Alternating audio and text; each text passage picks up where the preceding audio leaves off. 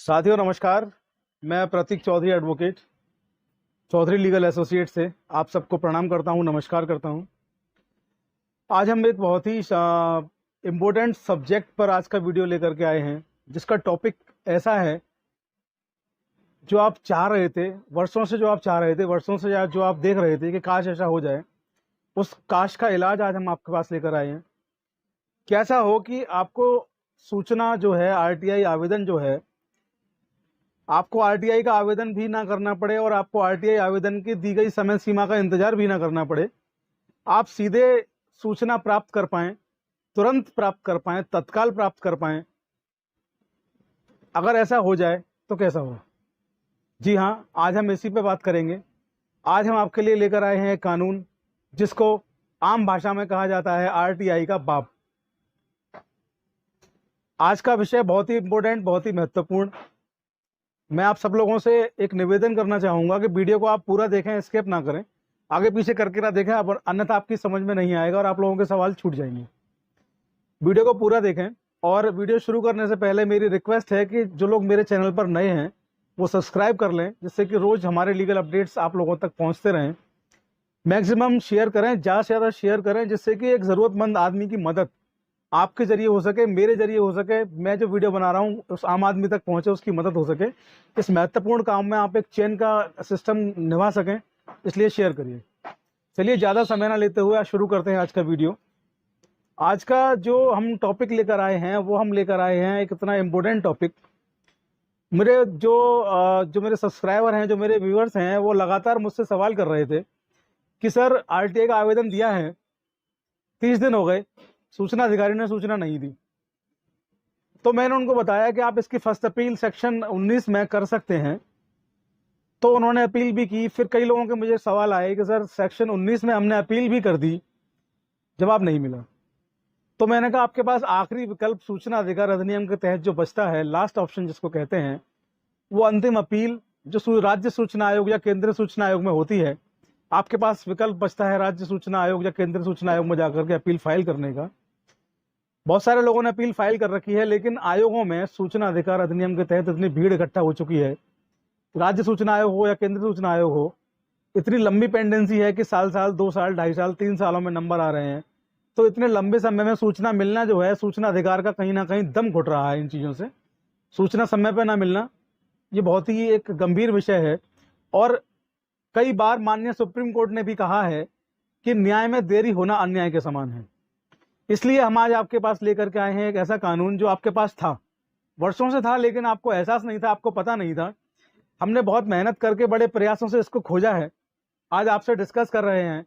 जी हाँ, हम बात कर रहे हैं भारतीय साक्ष्य अधिनियम की, जो आपने सुना होगा इंडियन एविडेंस एक्ट इसको कहते हैं। लंबे समय से भारतीय न्याय प्रणाली में अपनी महत्वपूर्ण भूमिका निभाता चला आ रहा है। किसी भी केस का निस्तारण होने से पहले कोर्ट में जो गवाही होती है वो इंडियन एविडेंस एक्ट के तहत होती है। कोई भी केस में गवाह बनता है वो इंडियन एविडेंस एक्ट के तहत बनता है। इंडियन एविडेंस एक्ट भारतीय जो न्याय व्यवस्था है उसका महत्वपूर्ण हिस्सा है। इंडियन एविडेंस एक्ट का सेक्शन 74 ये कहता है कि कोई भी व्यक्ति, कोई भी सरकारी व्यक्ति किसी कार्य को करने के दौरान जो डॉक्यूमेंट इकट्ठे करता है या जो डॉक्यूमेंट को बनाता है, वे डॉक्यूमेंट जनरल डॉक्यूमेंट कहलाएंगे। सुन लीजिए फिर से, सेक्शन 74 इंडियन एविडेंस एक्ट भारतीय साक्ष्य अधिनियम के तहत जो भी कर्मचारी या अधिकारी कोई डॉक्यूमेंट किसी से कलेक्ट कर रहा है या बना रहा है, वो सारे डॉक्यूमेंट जनरल डॉक्यूमेंट कहलाएंगे। और जनरल डॉक्यूमेंट जो हैं वो आपके सूचना अधिकार के दायरे में भी आते हैं और यहाँ भी आते हैं। तो जनरल डॉक्यूमेंट जो है, जो आपको विभाग से चाहिए, सूचना अधिकार में जाकर के आपको लगता है कि टाइम ज़्यादा वेस्ट होने वाला है, तो आप भारतीय साक्ष्य अधिनियम की धारा 76 सेक्शन 76 में जाकर के आप संबंधित जो भी विभाग है आपका, उसमें एक आवेदन कर सकते हैं। आप सादा कागज पे फॉर्मेट पे सेवा में श्रीमान लिख करके उनसे कहिए कि मुझे ये सूचना चाहिए। धारा 76 भारतीय साक्ष्य अधिनियम के तहत आवेदन आपको लिखना होगा और आप अपनी जो सूचना आप चाहते हैं, जो कागज आप चाहते हैं, वो उनसे मांग लीजिए। संबंधित अथॉरिटी को वो सूचना आपको तत्काल रूप से, तुरंत, त्वरित, फास्ट रूप से आपको प्रदान करनी होगी, उसी वक्त आपको प्रदान करनी होगी। इसके लिए जो संबंधित शुल्क जो बताया गया है वो 5 रुपये बताया गया है।